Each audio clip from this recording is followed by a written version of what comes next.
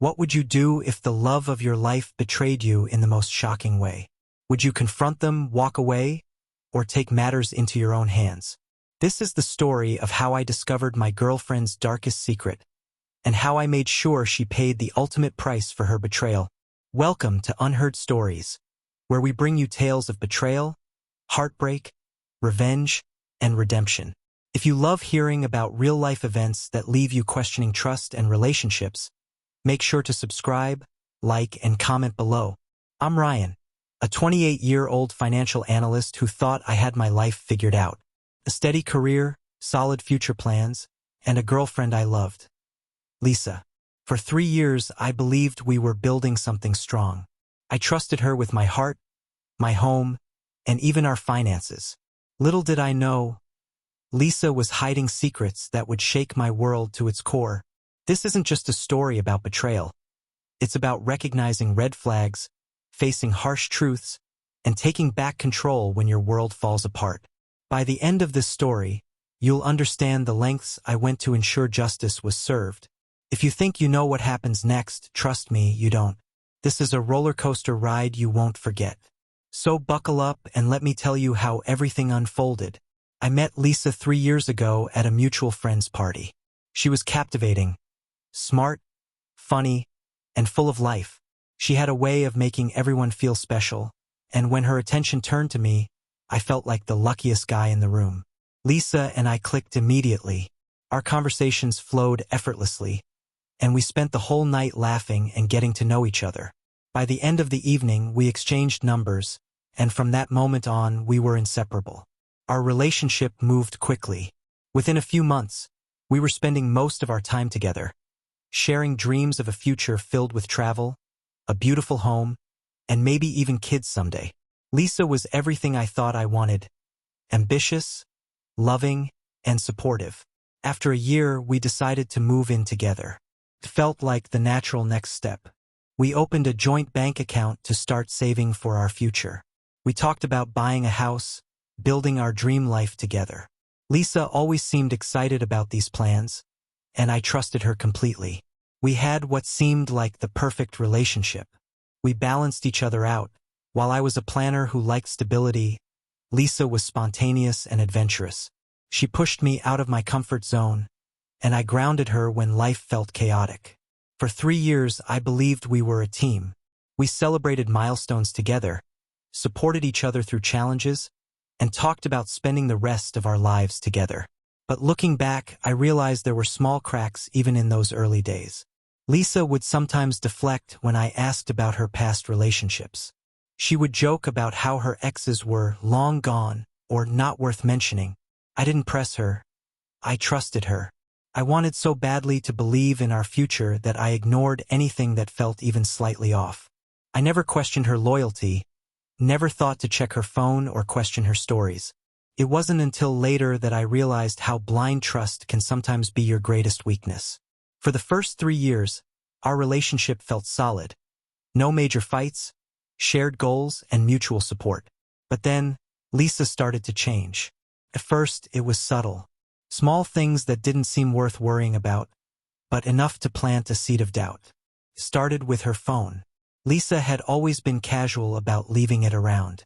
She'd toss it on the couch or leave it on the kitchen counter while we cooked dinner together. But suddenly, it was always in her hand or tucked away in her pocket. She'd laugh at messages, but when I asked what was so funny, her answers felt vague. "Oh, just a meme from work," or "nothing important." She started taking her phone with her everywhere, even to the bathroom. Once, I saw her typing furiously, then quickly locking her screen when I walked in. I didn't say anything at the time, but it felt off. Then there were the late nights. Lisa's job had always been demanding, but suddenly, work emergencies became a regular occurrence. "I have to stay late to finish this project," she'd say, or "we're having a team meeting, and I can't miss it." At first, I believed her. Why wouldn't I? But after weeks of these unexplained absences, I began to wonder if there was more to the story. One weekend, she announced she was going on a girls' trip. Lisa loved traveling, so this wasn't unusual. But when I asked for details, who she was going with, where they were staying, her answers felt rehearsed. "Oh, Just some friends from work. We're heading to the coast. Nothing fancy. She avoided specifics and quickly changed the subject. I couldn't shake the feeling that something was wrong. She seemed distracted even when we were together, often scrolling on her phone or excusing herself to take calls in another room. When I asked her about it, she brushed it off. "You're being paranoid," she said, laughing. "It's just work stuff." But her laughter felt forced, and the way she avoided my eyes told a different story. One evening, I brought up my concerns directly. "Lisa, is everything okay? You've been acting distant lately." She sighed, rolling her eyes. "Ryan, not this again. You're overthinking things. Work has just been crazy. Can we not do this right now?" Her defensiveness only added to my unease. But still, I pushed the doubts aside. I didn't want to be the jealous, overbearing boyfriend. I wanted to trust her. I convinced myself I was imagining things, that I was overreacting. But deep down, I knew. My gut told me something wasn't right. And as much as I tried to ignore it, the unease lingered, gnawing at me like a splinter beneath the surface. I decided to keep my suspicions to myself for now. If something was going on, I'd find out. And when I did, I'd be ready. The tension between us grew with every passing day, but Lisa acted as though everything was fine. I kept my doubts to myself, waiting for something concrete. And then I found it. One evening, while balancing my personal budget, I logged into our joint savings account to double-check a transaction. That's when I noticed something that stopped me cold. A withdrawal of $3,000. I stared at the screen, confused. We'd always agreed to discuss large expenses, and this was well above our usual spending. I clicked to see the details. The withdrawal was made just days before Lisa's supposed girls' trip. A lump formed in my throat. Why would she take out so much money without telling me? And why did the timing line up with her trip? I decided to ask her about it directly when she got home. I kept calm as I waited, but inside, my mind was racing. Was this a simple misunderstanding?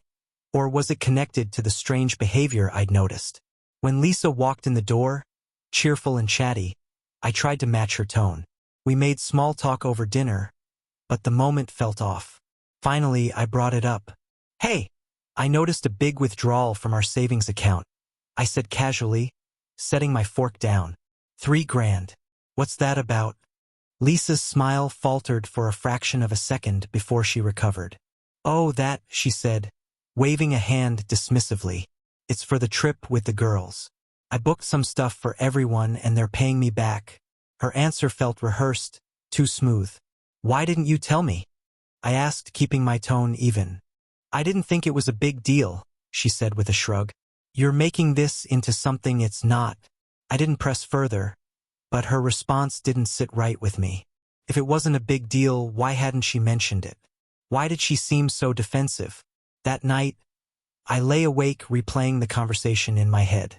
The withdrawal, the trip, the evasive answers, it all felt connected. I couldn't shake the feeling that Lisa wasn't telling me the whole truth. Over the next few days, my unease grew. Lisa carried on as if nothing had happened, but I couldn't let it go. I started paying closer attention to everything, her behavior, her phone, even her schedule. I wasn't proud of it, but I needed answers. One night, while Lisa was in the shower, her phone buzzed on the nightstand. I glanced at the screen and saw a notification from a hotel booking app. My heart pounded as I picked up the phone. The preview showed a confirmation for a luxury hotel stay, dates that matched her girls' trip. I didn't need to open the app to know this wasn't for a group of girlfriends. For a moment, I considered confronting her immediately, but something stopped me. If she was lying to me, I needed more than a hunch and a screenshot. I needed undeniable proof. I started digging, checking through old statements, emails, and any digital trail I could find. The more I searched, the more inconsistencies I found. There were charges for romantic dinners, spa services, and a couple's massage, none of which she'd ever mentioned. Each discovery felt like a punch to the gut. The person I thought I knew, the woman I trusted, was hiding something big. I didn't tell Lisa what I'd found. Not yet. Instead, I started to plan. If she was betraying me, I wouldn't just walk away quietly. I'd make sure she felt the weight of her actions. But first, I needed to know the full extent of her lies. And if there was one thing I knew for sure, it was that the truth wouldn't stay hidden for long. It didn't take long for me to uncover the truth. All the clues I had pieced together, the secretive behavior, the unexplained expenses, the suspicious phone notifications, pointed in one direction. Lisa was cheating. I just didn't know how deep it went until I finally uncovered the undeniable evidence. One evening, when Lisa fell asleep early, her phone buzzed on the nightstand. My heart pounded as I picked it up and unlocked it. I knew it wasn't right, but at this point, my need for the truth outweighed everything else. I opened her messaging app and found a conversation with someone named Nick. The thread was filled with romantic messages. "I can't wait to see you. Last weekend was amazing, and looking forward to our getaway." The getaway in question was her recent girls' trip. My chest tightened as I scrolled further, uncovering intimate photos and even a dinner reservation for two at a restaurant she had never mentioned. It was clear. Nick wasn't just an old flame. He was her ex-boyfriend, someone she had been seeing behind my back for who knows how long.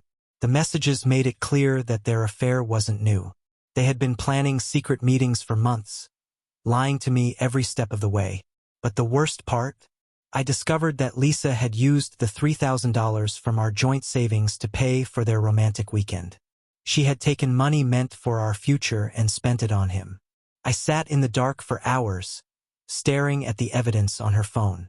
Anger, sadness, humiliation. They all hit me at once. The woman I thought I'd spend my life with had betrayed me in the most personal way. I wanted to wake her up right then and confront her, to scream and demand answers. But I knew that wouldn't get me what I really wanted, justice. I didn't just want an apology. I wanted her to feel the weight of what she had done.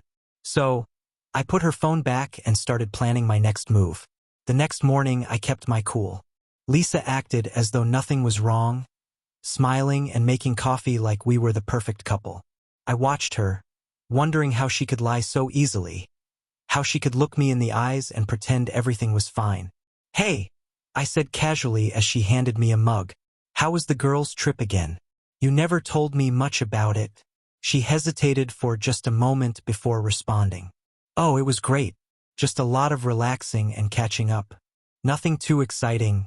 Her lie was like a knife to the chest, but I didn't let it show. "Glad to hear that," I said with a tight smile. I let the conversation drop, knowing I'd have my chance soon enough. 2 days later, Lisa announced she was heading out to meet some friends for dinner.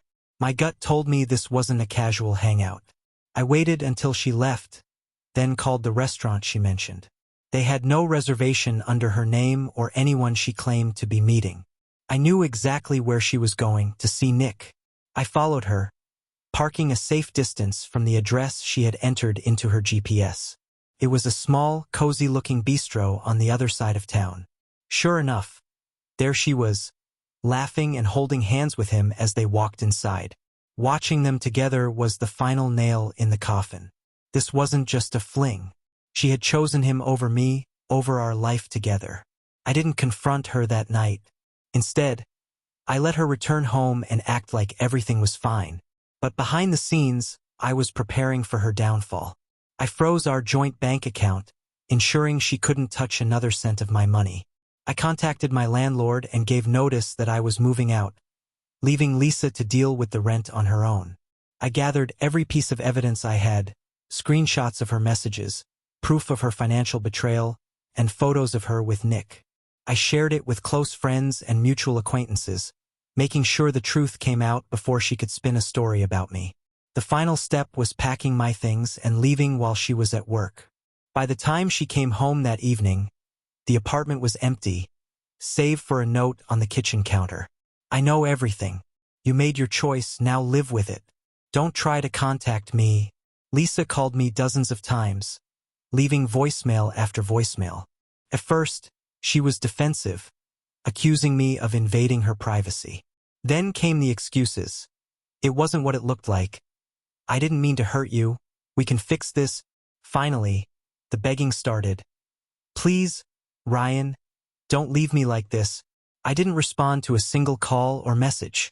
Her friends started reaching out too, asking what had happened. I sent them the evidence and let them draw their own conclusions. Most of them sided with me, cutting ties with Lisa after seeing the truth.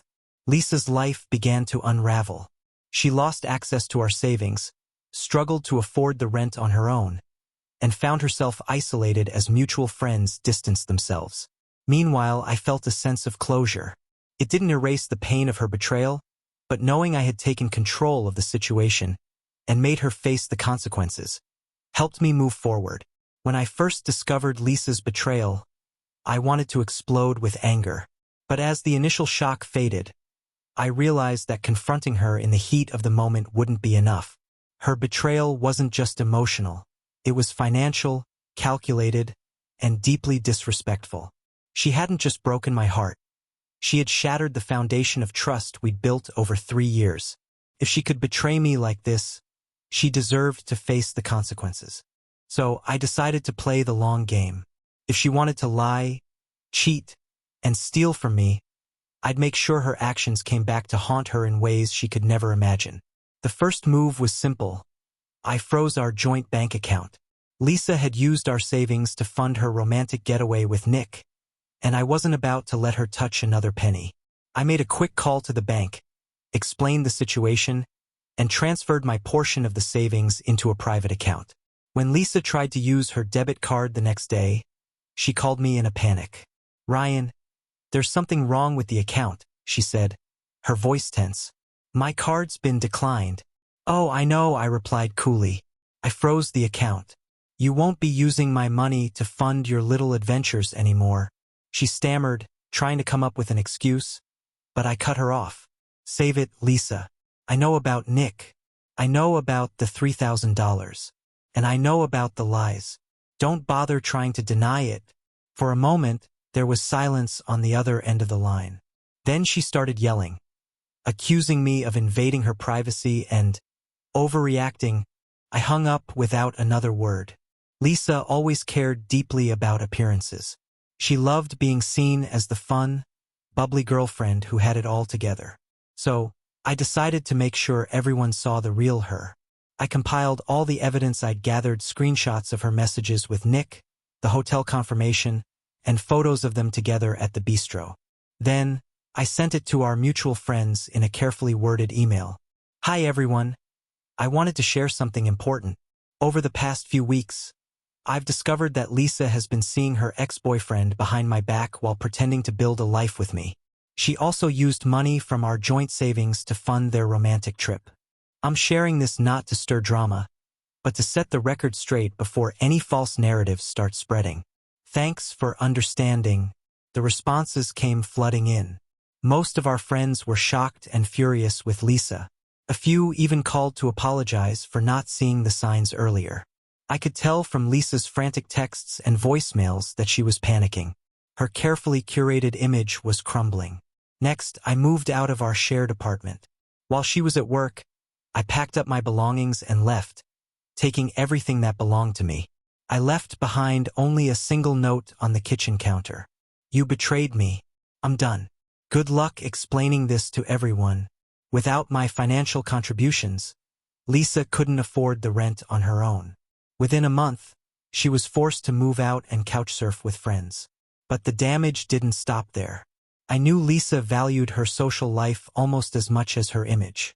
So, I made sure her betrayal wasn't just a private matter. At gatherings, I stayed calm and polite, but I didn't hesitate to share my side of the story when people asked why we broke up. The truth spread quickly, and Lisa's support system began to dwindle. I wasn't about to let Lisa's ex-boyfriend walk away unscathed. After all, he wasn't just a passive participant. He actively encouraged her betrayal. I did some digging and discovered that Nick was living off a cushy corporate job. I also found out that he had been cheating on Lisa with another woman. Using an anonymous account, I sent the evidence of Nick's infidelity to Lisa. The irony was delicious. Lisa had betrayed me for a man who was doing the exact same thing to her. According to mutual friends, Lisa confronted Nick, and their relationship imploded. She ended up alone, abandoned by the man she threw everything away for. The final piece of my revenge plan was making sure Lisa had no claim to anything I owned. I consulted a lawyer and reviewed our finances, ensuring everything we had shared was properly documented. Thankfully, I had kept meticulous records of my contributions to the apartment, the savings account, and our shared expenses. When Lisa tried to demand her share of our assets, my lawyer shut her down immediately. "You misused the funds for personal reasons," he explained. "You're entitled to nothing." The look on Lisa's face during that meeting was priceless. For the first time, she realized she wasn't just losing me. She was losing everything over the next few months. Lisa's life spiraled out of control. With no stable income, she struggled to maintain her lifestyle. Mutual friends distanced themselves, unwilling to associate with someone who had burned so many bridges. She tried reaching out to me, first with apologies and then with pleas for help. "I made a mistake," she said in one voicemail. "Please, Ryan, I need you," but I didn't respond. Her choices had led her here, and I wasn't about to bail her out. Watching Lisa's downfall wasn't about cruelty. It was about justice. She had taken advantage of my trust, betrayed my love, and tried to steal my future. I gave her exactly what she deserved, the consequences of her own actions. As for me, I walked away with my dignity intact, ready to rebuild my life on my own terms. When I walked away from Lisa, I left her to face the mess she had created. What followed was a slow, painful unraveling of her life, and I made sure to keep tabs on how things played out. Not out of spite, but because I wanted to see justice served. The first hit came with the financial fallout. With our joint account frozen and no access to my contributions, Lisa struggled to make ends meet. She couldn't pay the rent on our shared apartment and was forced to move out within a month. From what I heard, she bounced between friends' couches, desperately trying to find a stable place to live. She reached out to some of our mutual friends for support, but the truth of her betrayal had already spread. Most of them wanted nothing to do with her. Lisa's image as the fun, charismatic girlfriend had been replaced by the reality of her actions. A manipulative, selfish person who used people for her own benefit. Even her closest friends began pulling away. "I can't believe she did that to you," one of them told me. "She always seemed so perfect, but now I see what she's really like." Lisa had betrayed me for Nick, but their relationship was doomed from the start. I had already sent her proof of Nick's infidelity, and according to a friend who overheard their argument, she confronted him in a fit of rage. Nick didn't deny it. In fact, he admitted that he had been seeing multiple women while they were together. "What did you expect?" he reportedly told her. "You cheated on your boyfriend to be with me. Did you think I'd be any different?" That was the end of their relationship. Lisa, who had thrown away everything we built for a man she thought was her future, was now left with nothing. As Lisa's personal life crumbled, so did her social standing. Her attempts to play the victim fell flat because I had already shared the truth with our mutual circle. Every time she tried to spin a new story, someone would step in with the evidence I had provided. Lisa's once vibrant social calendar emptied. Invitations to parties and gatherings stopped coming, and the friends she thought she could rely on started ghosting her. It wasn't long before she became the person no one wanted to be associated with. A stark contrast to the life of the party she had been before. On top of everything else, Lisa's professional life took a hit. The financial strain from losing our shared resources forced her to pick up extra shifts and freelance gigs just to stay afloat. But the stress and distraction from her crumbling personal life began affecting her work. I later heard through mutual connections that she had been passed over for a promotion she had been vying for. Apparently, her boss cited recent performance issues as the reason. It was clear that Lisa was sinking deeper into a hole she couldn't climb out of. Her attempts to reach out. Throughout this period, Lisa tried reaching out to me multiple times. At first, her messages were defensive, accusing me of overreacting and invading her privacy. But as her situation worsened, the tone shifted to regret and desperation. "Ryan, please call me," she wrote in one message. "I know I made mistakes, but I didn't mean to hurt you. Can we talk? I just need a chance to explain." I didn't respond to any of her calls or messages. I had nothing left to say to her, and I knew that engaging would only reopen wounds I was working to heal. The last I heard, Lisa had rented a small, run-down apartment on the outskirts of town. She was barely scraping by, working long hours just to cover the basics. Her social media, once filled with pictures of vacations, parties, and happy moments, had gone silent. Occasionally, I'd hear updates from mutual friends who still kept tabs on her. "She's not doing well," one of them said. "She's trying to turn things around, but it's like she's stuck in a rut she can't get out of." For someone like Lisa, who thrived on appearances and validation, this life was her worst nightmare. Watching Lisa's life fall apart wasn't something I celebrated. It was more of a quiet satisfaction. Her downfall wasn't about revenge for me. It was about balance. She had made her choices, and now she was facing the natural consequences. I didn't feel the need to pile on or kick her while she was down. I had moved on, and that was enough. Walking away from Lisa wasn't easy. Even after everything she had done, part of me still held onto the memories of who I thought she was. The betrayal cut deep, but it wasn't just the loss of a relationship that hurt. It was the loss of trust, security, and the future I thought we were building together. In the weeks after I left Lisa, I made a conscious decision to focus on myself. I threw myself into work, not as a way to distract myself, but to channel my energy into something productive. I started hitting the gym regularly, finding that physical activity helped clear my mind and rebuild my confidence. I also reconnected with old friends, people I had unintentionally drifted away from during my time with Lisa. It was refreshing to be surrounded by people who cared about me unconditionally. They reminded me of my worth and helped me see that Lisa's betrayal wasn't a reflection of me. It was a reflection of her. As time passed, I started reflecting on what I had learned from the experience. The biggest lesson was to trust my instincts. Looking back, there had been plenty of red flags: her evasive answers about her ex, the secrecy around her phone, the unexplained withdrawals from our account. But I ignored those signs because I wanted to believe in her. I realized that blind trust isn't the same as love.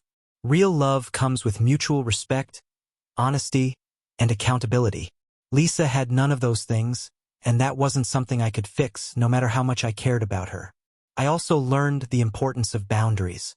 I had given too much of myself to Lisa, my time, my energy, my finances, without ensuring that the relationship was equally balanced. Moving forward, I vowed to set clear boundaries and never compromise my self-respect for someone else's benefit. As I rebuilt my life, I began to find joy in the small things again. Mornings with a good cup of coffee, evenings spent reading or watching movies, and weekends hiking or exploring new places. For the first time in years, I felt free. Not just from Lisa, but from the constant pressure to make things work with someone who didn't deserve my effort. I also started to date again, though cautiously.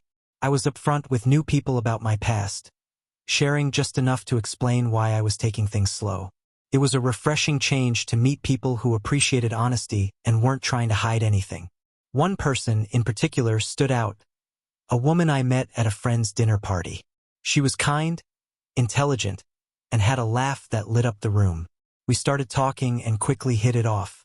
Unlike Lisa, she was open and genuine, and I felt an ease with her that I hadn't felt in years. Every now and then, Lisa would try to reach out. She sent messages apologizing for what she had done, saying she had changed and wanted to make amends. I didn't reply to any of them. I wasn't interested in reopening that chapter of my life.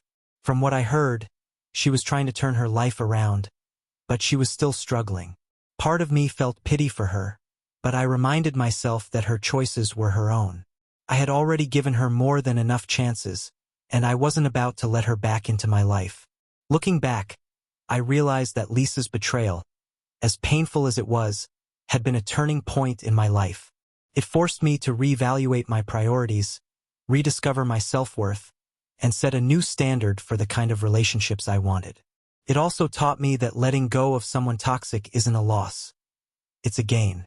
Walking away from Lisa opened the door to a better life, one where I could thrive without the weight of her lies holding me down.